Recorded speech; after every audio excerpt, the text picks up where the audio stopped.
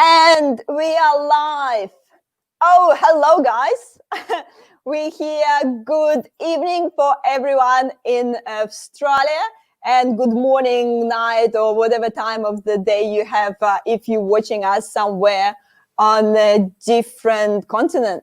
So if you are actually watching us not in Australia, please pop in the comments what country you're from, so we know that someone joining us from overseas as well. So to start our show, first I want to thank you everyone for joining us tonight. Tonight we are going to discuss how to keep your audience engaged during the webinars. And hopefully we will be following our own advice. And while we're hosting this live stream, we actually keep you engaged. So hopefully it's going to work. So, I'm going to even do this. Yeah. So all the tension on Yana. And I just want to remind you that we're actually going live on LinkedIn and YouTube today. And if you would like to watch the replay, you need to follow Live with Yana on LinkedIn. Or, of course, subscribe to my YouTube channel if you want to get reminders for the upcoming live streams. And you can ask us questions both on LinkedIn and on YouTube, so you can use both platforms to comment below and ask us questions. And, of course, we will try to answer majority of your questions today. So please make sure to ask a lot of questions. There is no such a thing as a stupid question. So I do encourage you guys to ask the questions.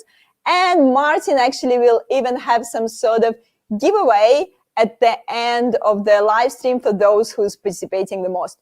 So, and actually before I go any further, I'll just ask Martin to introduce himself and tell a little bit about himself. Oh, wow. Look, there I am. More everyone. I can see we are just going international. Ronnie from London, UK.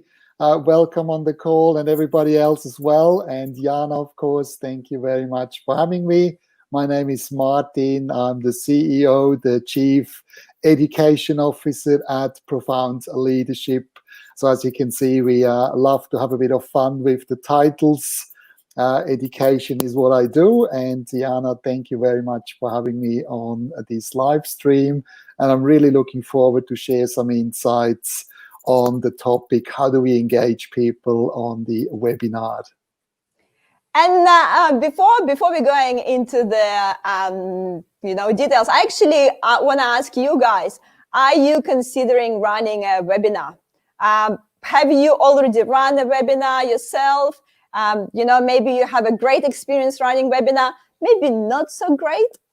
So yeah, just pop in the comments if you actually run the webinar and what sort of feedback you got, because there are a lot of benefits in the running webinars these days, especially during coronavirus thing, because it does help you generate a lot of content for your company or for your personal brand, for your online presence. It's helped you to engage with your audience on a deeper level, because you're sharing your knowledge, you share your values.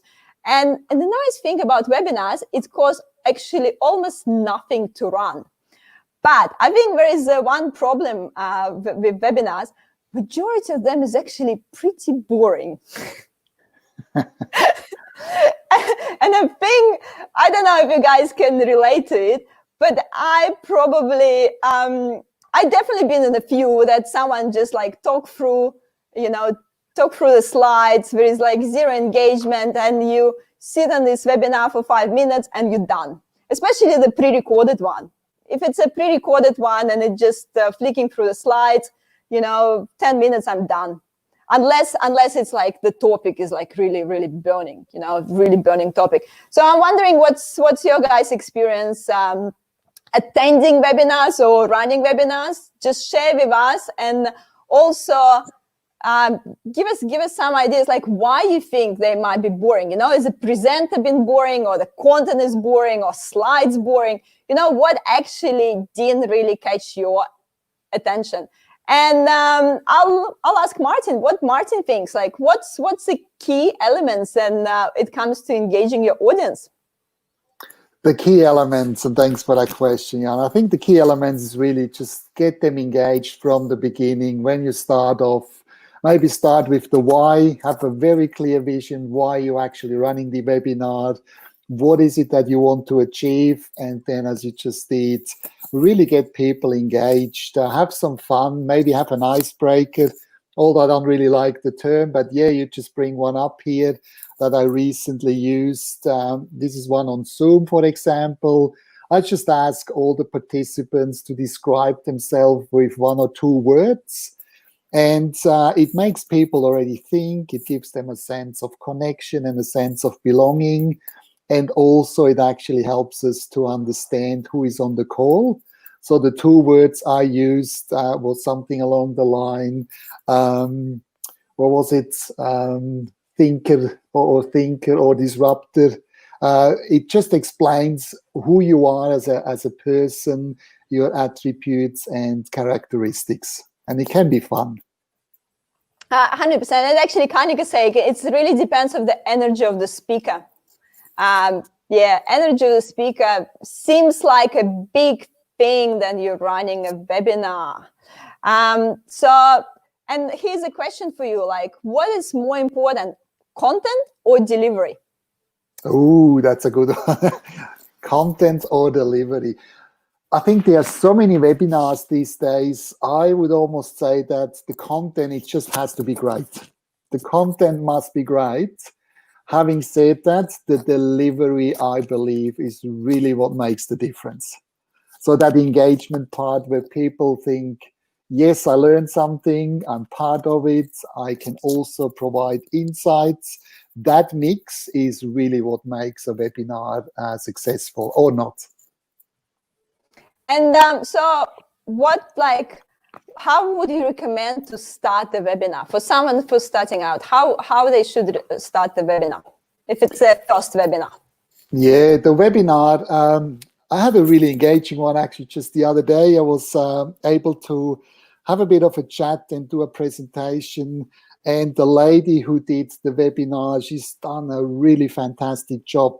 So everybody was on camera. We could all see them. There was about 30, 40 people. They were all muted. And I said, can we just give the organizer, although we are on mute, can we give her an Auslan thank you and an appreciation? And about 30 people just did that on the screen. So it looked fantastic. And people, I can just see it with you as well, Yana, you get a smile. There's a bit of fun, there's appreciation and doing something a bit different. So we had about 20, 30 people there waving and just saying in silence, thank you very much for the great job. So really just as a conversation. Yeah, and I think that you touch on a quite important point about the actually switching on the camera. I do encourage my participants switch on the camera as much as I can, because then they kind of don't have excuse. Then they're in front of the camera. It's not like they can go and just play with their cat or, you know, have a cup of tea, and they actually have to I think it's all good to have a cup of tea. It just makes people relaxed and literally they're set up to engage and to listen. So please have a cup of tea. I think it's a great idea. I guess I mean not having a cup of tea, but actually going and put the kettle on. Absolutely. that's the thing. Like if their cup of tea is ready before the webinar, great. But if they need to like sneak in to actually pop the kettle on, that's where engagement is lost. And actually, by the way, here's a question about camera quality, so that we have a really good video quality here. To be honest, guys, like I have a horrible camera. It just built-in camera from my laptop. The reason that it's so clear, it's actually not because, you know, I have some sort of crazy camera. It's just because the streaming happening on the server and not processed by my computer at the moment. That's why it actually looks pretty good with the streaming software. But let's go back to the content. So I'll just pull up your next slide. So there's a slide, look. Yeah, so conducting a survey, I think that's another great way to start. And for the listener, I actually just flicked through a few PowerPoints to Yana yesterday, just a few real life examples that I used that worked really well. Zoom, again, there's a Blackboard, there's so many different platforms you can use these days. Again, getting people engaged, helping them to understand what the topic is all about. This particular one that Yana just showed clearly indicated that was a topic around the power of thoughts. And even here you can see there's a bit of fun there. It's quite light. How many thoughts do we have per day? Maybe you want to actually just join in. Is it not enough? Is it about 600 thoughts a day? 6,000 thoughts a day? Is it even 60,000 thoughts a day? Or do you think there are way too many? They actually never stop. So this is a question I raised with a poll, but we can do this right now. So please type away and give us an estimate or an idea. What do you think? How many thoughts do we have per day? So let's just see what comes through. And as you can see, just a simple way, a survey and poll. It doesn't have to be 10 questions. It can be just one question at a time.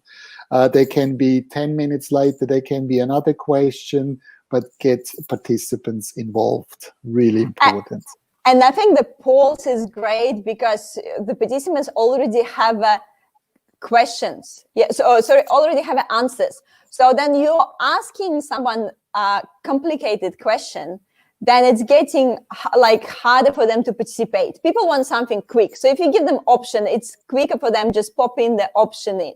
And that's why I think the polls is actually even probably more engaging than just the open questions, because it's really can engage people.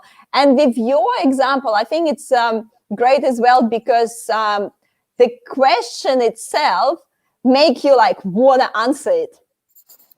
It's also the skill to answer the question that people wanna reply to, because some question is just too general, but this one I want to try to guess it. So what's the answer to this question? Actually, we have a few people saying 60,000.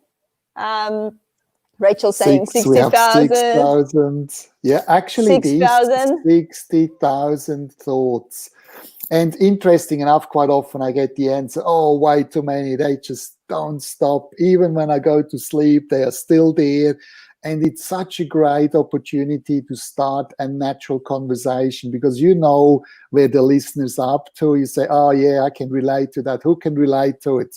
Just show some hands if you have a video. And again, there's just another engagement where you clearly know where people stand. As more hands that go up, as more we realize we have so much more in common. And then we can start saying, how important is those thoughts? What is the relationship we have to each other or for ourselves? Because 60,000 thoughts probably is more than the closest relationship you have with your best friend. So it just creates that natural conversation where there's a lot of learning involved along the way. So Rachel got it right. She was the first to comment and she got it right. Perfect, Rachel. And I like Brian's answer. One thought. One thought. Love That's it. good. I wish I would have one thought. Like, I wish I would have just one thought one day. That would be great. You know, wake up in the morning and have just one thought whole day through. It's like a dream. It will be a dream life. That's it. Congruent with our outcome. There you go. Cool. So I think you have another slide here to give us another example of the great engagement on the webinar. Yeah, that's another example I just throw out. This actually covers quite a few points. I used to work on cruise ships for many years, so I think people really engage if you share a bit of your life experience, if you let them in, what you've done in the past. And that is really a beautiful example where I said, so I worked on big cruise ships and I always curious who's running the ship. That was more about the change management and the leadership workshop that I've done recently as well. And again, I asked the participation. Some people came up, said, it's the captain who's running the ship. Other people said it's the cruise director. Other typed in, it's the crew in general. So there were so many different answers. It just started off with a story or a metaphor, and with some learning, as you can see here as well, because my point was I worked for quite a few captains, and they are the brain of the ship. They're making conscious decisions, but the crew is almost like the heart of the ship. So I referred to articulating things from a brain perspective, but also articulating things more from a heart and emotional sense. And the point really was, as more we connect the captain and the crew, the brain and the heart, so there's a comparison here, as more congruent we get, coming back to Brian, one thought, emotionally, mentally, spiritually. This again is a lot of learning just by sharing some of your experience in a metaphor. And I do believe the metaphoric examples, they usually the best.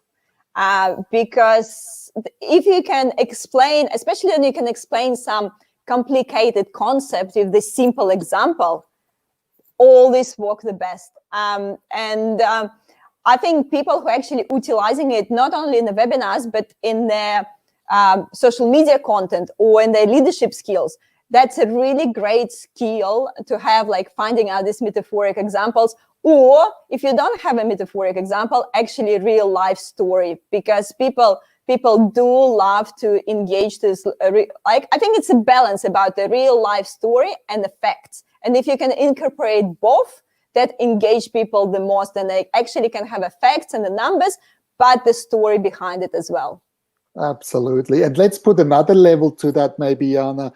What I often do as well is I do start a story in the beginning, makes people curious, helps you to get into the topic and into the learning, and you leave it open-ended. And at the end of the session, you go back to the same story and you give them the end.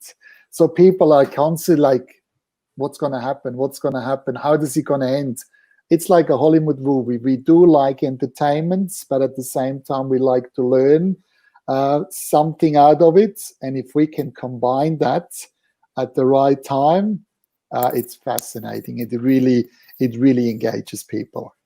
That's why I want to remind you that they have a giveaway at the end of this webinar. And if you stay to the end, you will know what giveaway you're getting from Martin if you stay with us till 6:15. So it's not that engaging story, but it works quite often. We can see this technique that used in sales webinars, and then people actually trying to do some conversion from the webinars. They always try to give some bonuses on the way during the webinar, so that people stay and continue get these bonuses as they go. So because if in the beginning they know that it will be bonus at the end, that actually help motivate them to stay on and see, I want to see what will be at the end.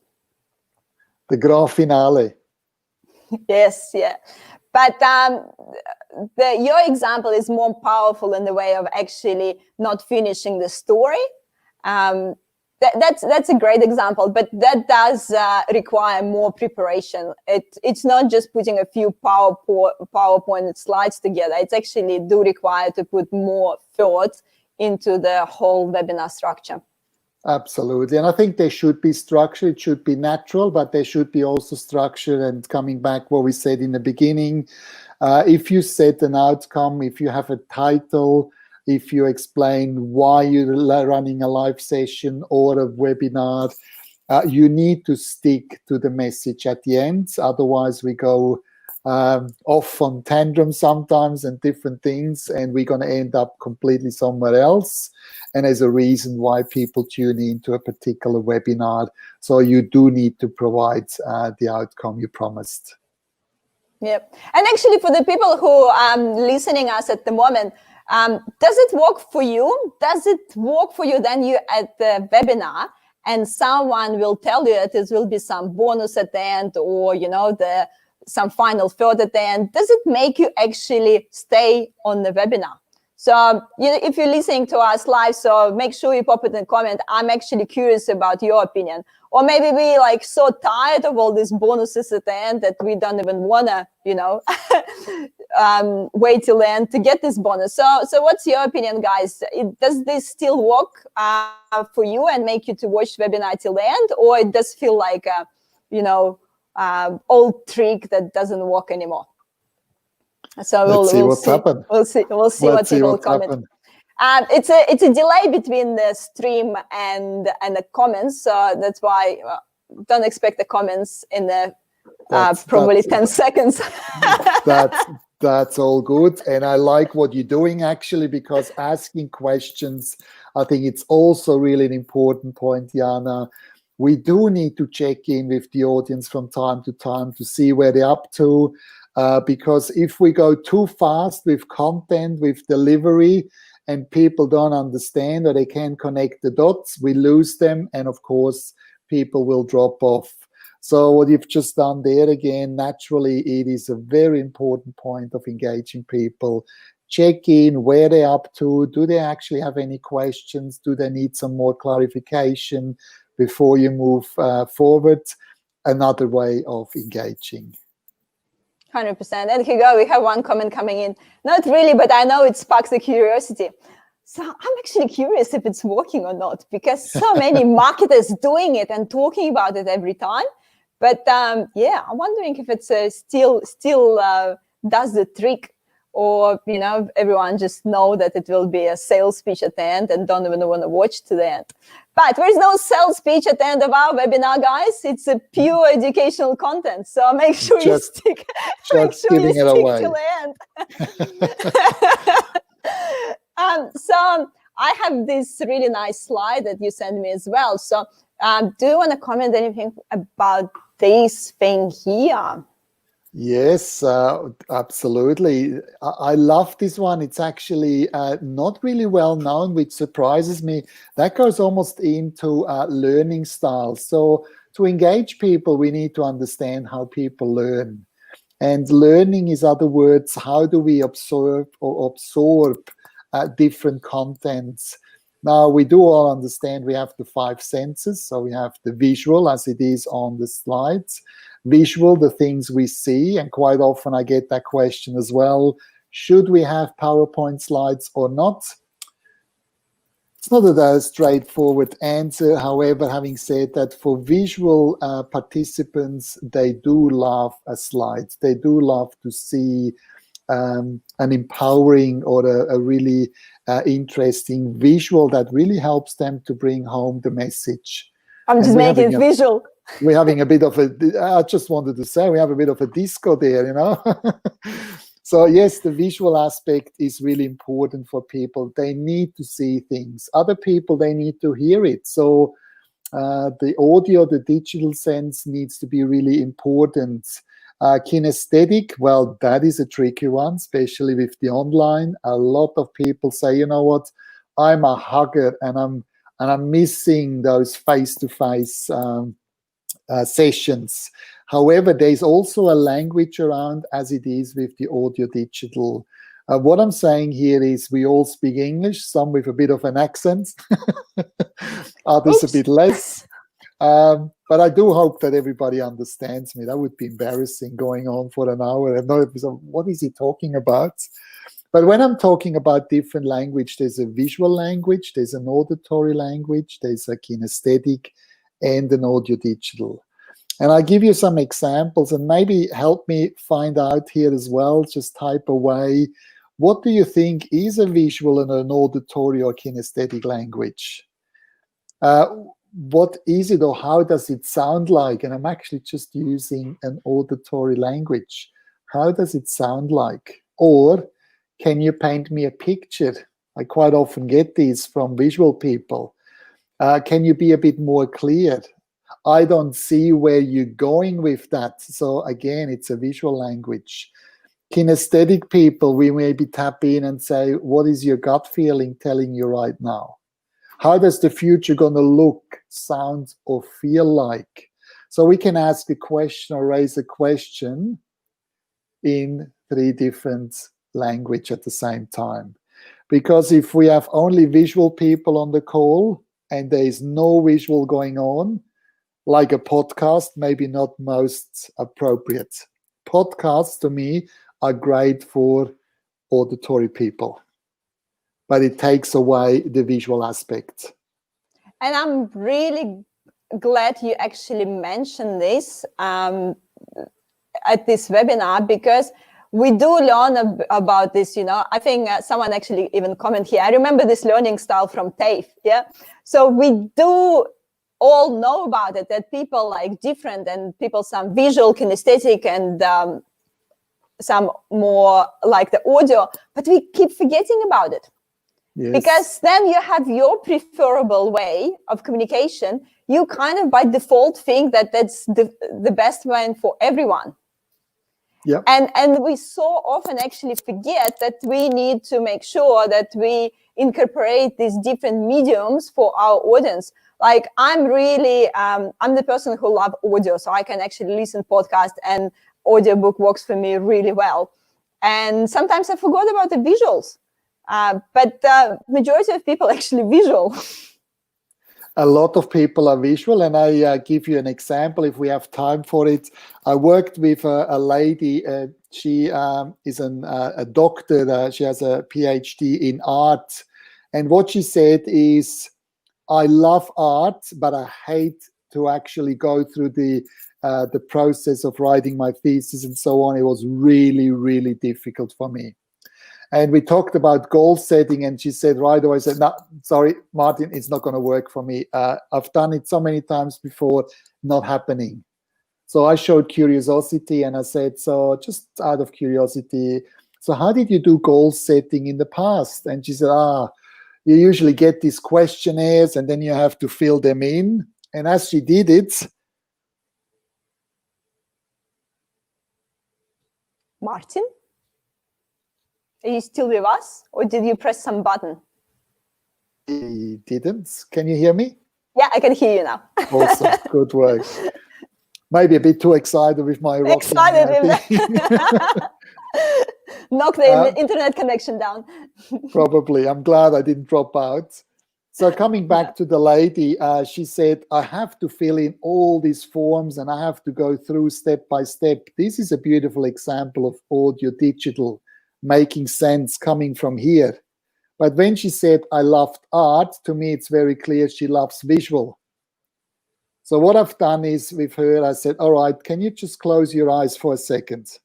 Now just open your eyes and look up. And I want you to imagine a beautiful, clean canvas. And I want you to use your most preferred colors.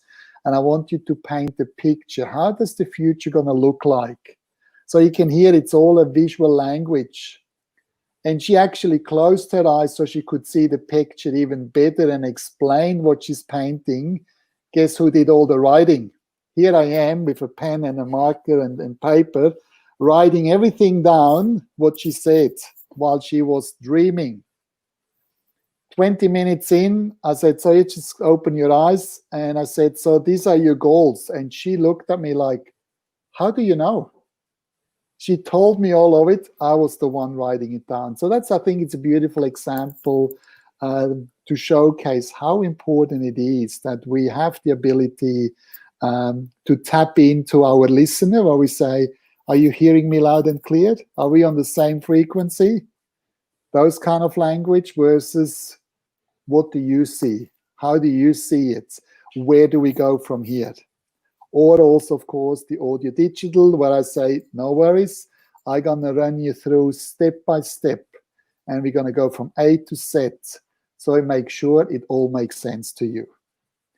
Please ask questions, do some research. These are people who love hearing those kind of things that are very much coming from the brain and absorb information through statistics, risk management, research, and those type of things. And thanks for popping that up. Hopefully everybody can just take that away and really have fun with using those terms and words and phrases, because I think a great presenter is able to just swap back and forth and utilize all those 4 different languages throughout a webinar, because that keeps people engaged.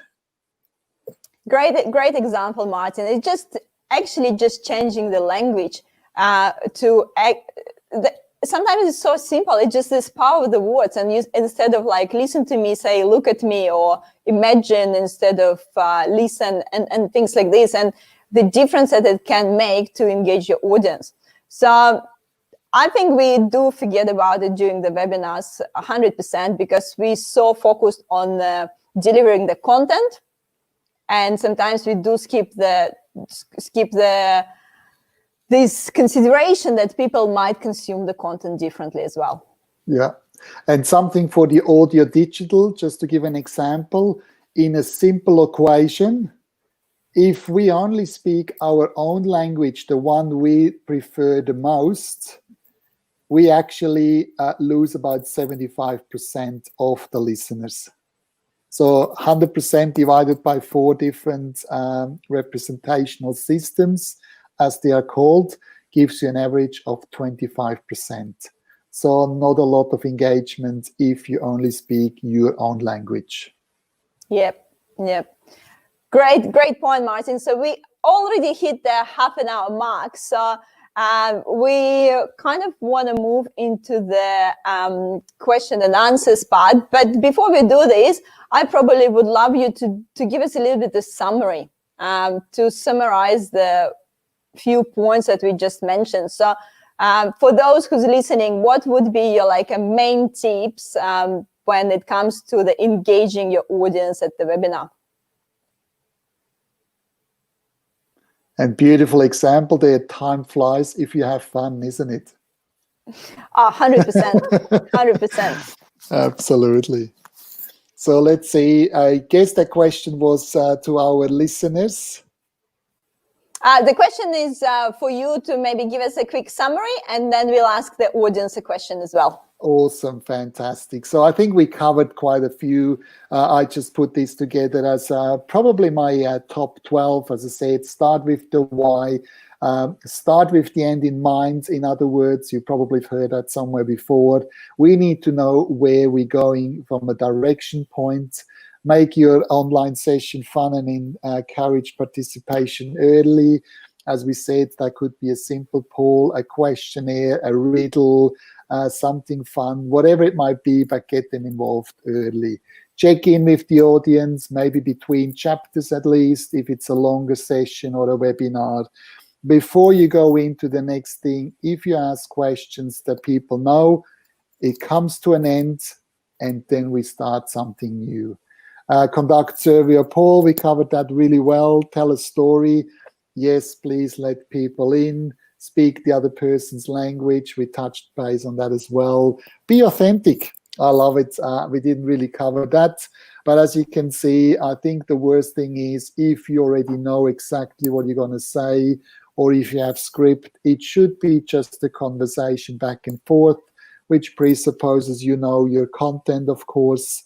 That allows you to listen in what people really need and answer the questions that are coming your way.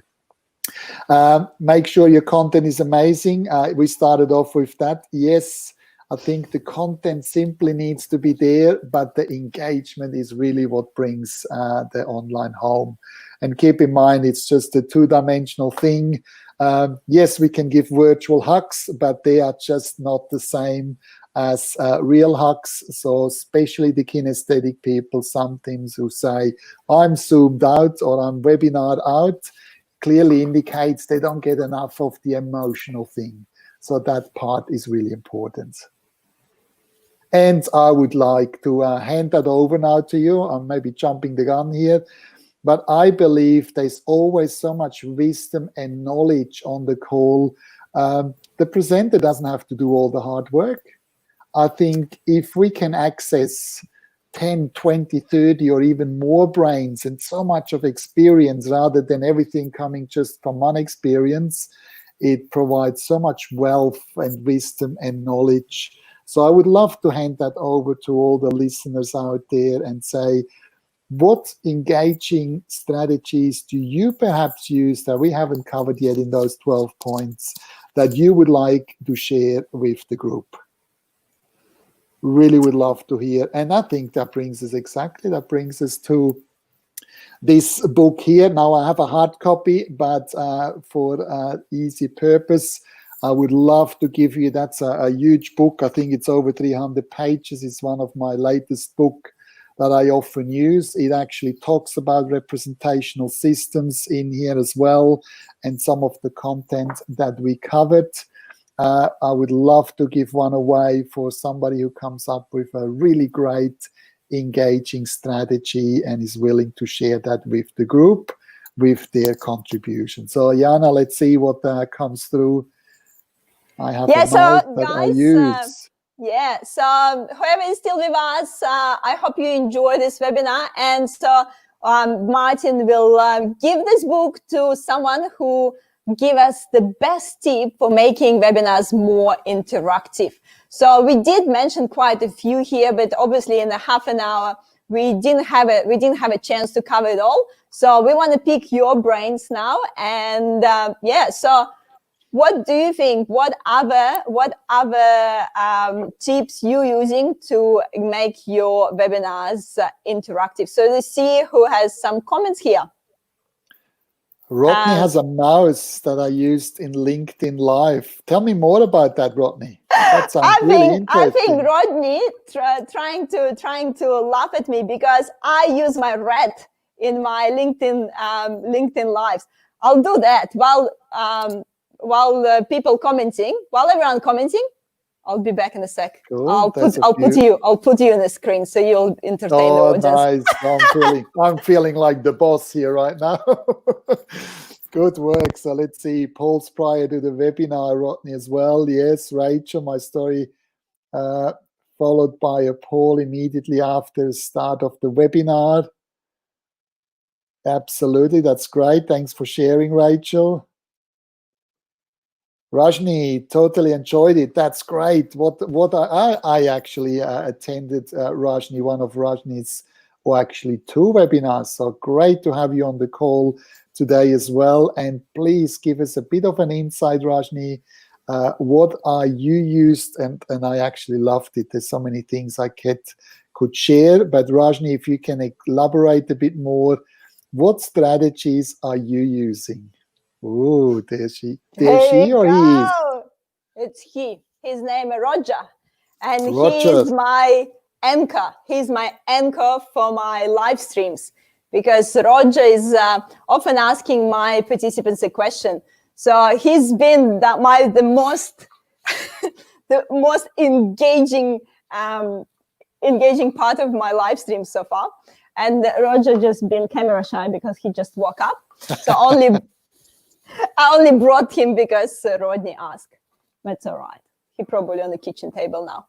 So we have more tips here. My tip is we'll have more time for Q&A than probably answer the questions in an email if time doesn't allow for all the questions to be answered. Yep. Great. 100%. And actually, your questions that people ask in the webinars, they're just the gold for your future content. Paying attention to what question people ask, make sure you're actually recording these questions because then you can incorporate it in your next webinar as well.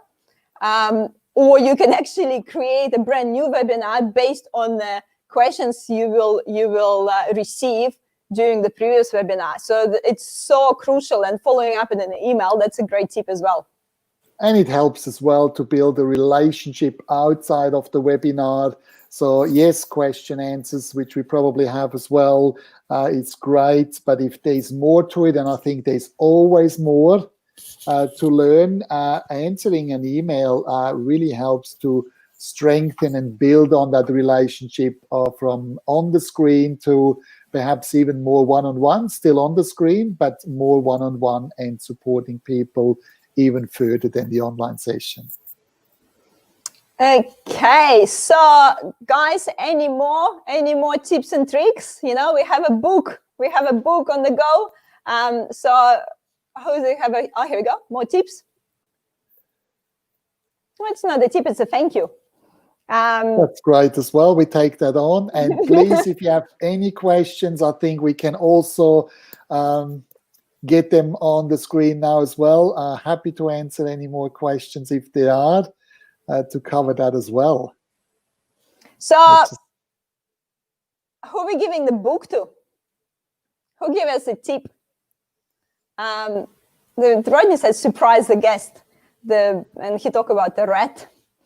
I kind of like it. He remembered my rat, but who is it? Rachel. I feel bad like picking the winner. Martin, you should pick the winner. Really? Well, Yeah. I actually agree with you. So I think that's great. Unless there's anything else coming in, I think I'm happy with Rodney to go ahead. Who is the winner? Who is the winner? Oh, whiteboard. We haven't covered that one yet. Yes. Oh, I actually like that as well. Yes, the whiteboard, interesting enough. I love it. If I can elaborate that, rather than just having a whiteboard, I sometimes use, and you may notice, you can have a PowerPoint that looks a bit more professional than just a blank white screen where you can type in. And Yana, you can maybe bring up that slide again with the different languages. So this is a beautiful example. Just one further down, probably. This one?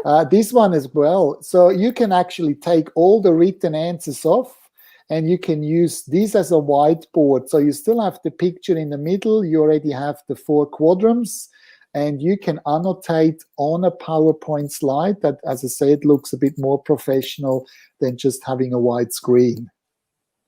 So, but I do love that. So how about we give away 2 books today? I definitely want to give a book to Rachel, because Rachel actually participated the whole webinar. Rodney just jumped in, and he have an advantage because he knew I have a rat. All right. So is that okay if we give away 2 ebooks, one to Rodney and Rachel? I think that's a great outcome. And we also, so we'll definitely, so the 2 books go to Rachel and Rodney. Congratulations to guys. And also we have a question here before we're wrapping up. What are your tips for attendees attending webinar? Where is that one? What are the tips for attendees attending webinar? If I can have a bit more clarity around that question. I think I might say, like, if you are attending webinar, switch your camera on, because if you're switching your camera on when you're attending webinar, that make you more engaged in the content. I get it, yeah. And I think that's where we can close the circle. I really encourage everyone who attends a webinar, please do engage, because as more you engage, as more you get out of it, as more you learn. I think that is where the tango starts to dance, because as more we can connect, as more we share, as more we have an insight on where people are and what they need, as more powerful the webinar becomes, because we all have a sense of belonging, a sense of growth and learning.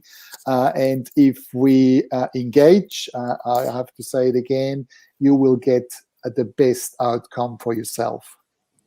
And you big time support the presenter, because there will be a lot of giving, of course, and making that a success from both ends. It's just a wonderful thing, and it's a very, very much a privilege and an honor for the presenter.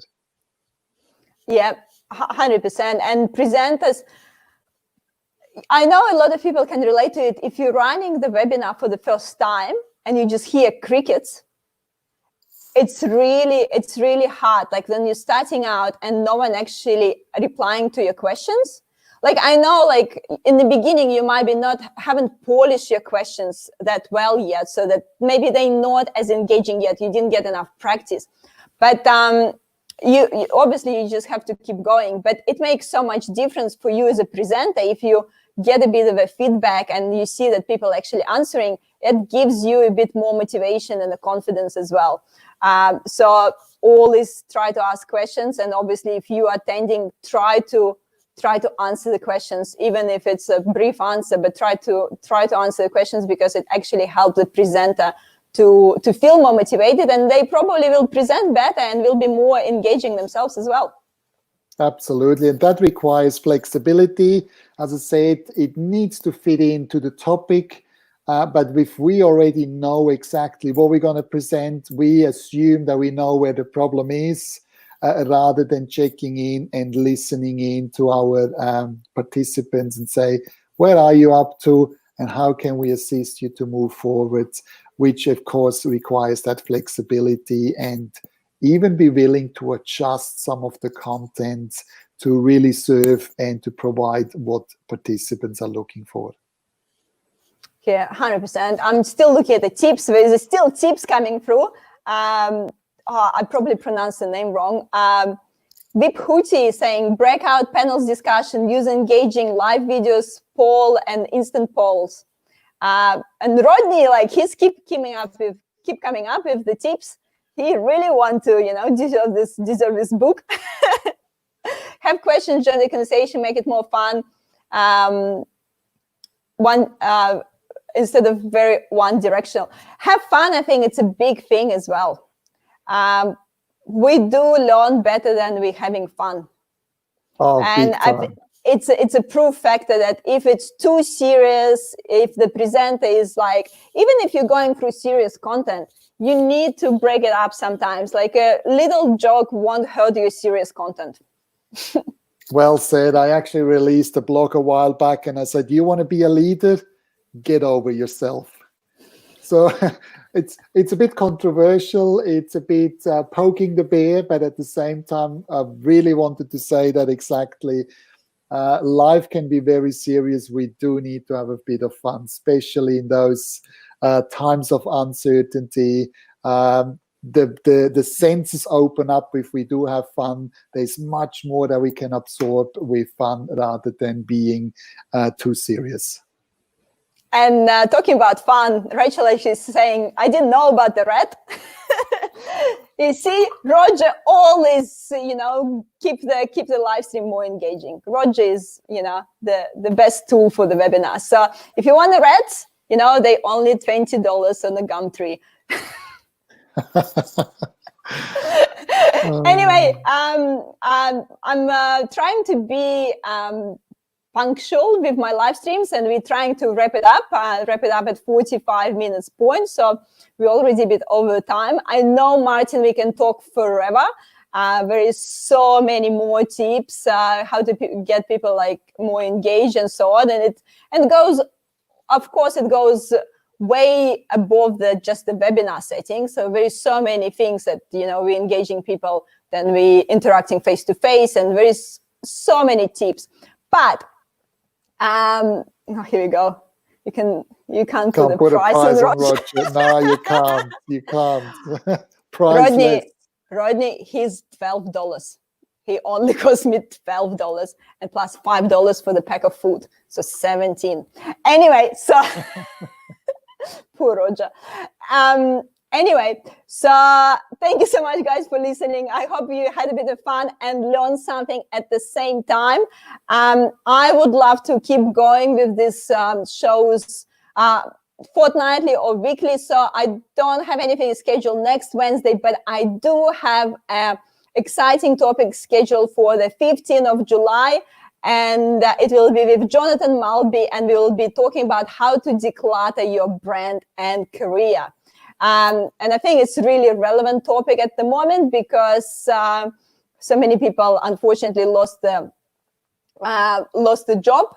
And I think it's a great time to declutter during this time. So that will be our topic for the 15th of July. And I actually even have this fancy running. Here we go. Ooh, how good's wow. that? Even more engaging. Follow Live with Yana. Yeah, follow Live with Yana on LinkedIn and subscribe. Make sure you subscribe to my YouTube channel so you get notification every Wednesday so you can go live and listen to these discussions. We will have a different topics every week, but it's all will be around personal branding, online presence, online communication, and how we actually expressing ourselves online, especially, and how we get perceived online and so on. So we're staying around these topics for probably for the next few months, and we'll see how it will going. So Martin, anything else would you like to add? No, thank you very much, Yana, and a big thank you for the live listeners who made it really easy for us. That's what I'm talking about, engaging. The contribution was absolutely great. So thanks for having me. Thanks for joining in. Thanks for sharing your insights, and keep doing what you're doing. Thank you so much, Martin. Thank you so much for all your time tonight, grabbing your personal time. I think it's almost time to have a dinner now. So thank you so much, everyone. I'm really glad you get involved, and I hope you will join my future shows as well. Thank you, and I'll see you on the 15th. Thank you, everyone.